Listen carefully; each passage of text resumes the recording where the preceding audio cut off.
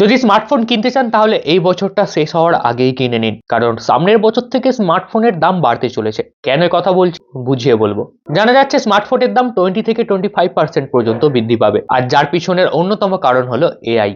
একটা মোবাইলে এআই ফিচার্সকে দেওয়ার জন্য অনেক নতুন নতুন চিপসেট অ্যাড করতে হয়, গ্রাফিক্স, সিপিইউ ইত্যাদি ইত্যাদি। আর ঠিক যে কারণে এআই কোম্পানিগুলো বেশি পরিমাণে টাকা দিয়ে এই চিপসেটগুলিকে নিয়ে নিচ্ছে, আর যার ফল ভুগতে হচ্ছে স্মার্টফোন কোম্পানিগুলিকে। এবার স্মার্টফোন কোম্পানিগুলি যদি আগের মতো চিপসেট না পায় তাহলে তারা নতুন মডেলের ফোন তৈরি করতে পারবে না। এবার নতুন মডেলের ফোন তৈরি করতে গেলে তো চিপসেট লাগবেই, যে কারণে তারা বেশি পরিমাণে টাকা দিয়ে চিপসেট কিনতে চাইবে, এবং ঠিক যে কারণেই সেই স্মার্টফোনের দামও বাড়বে। আপনি লক্ষ্য করে দেখবেন আগামী 6 মাসের মধ্যেই স্মার্টফোনের দাম 15 থেকে 20% বেড়ে গেছে।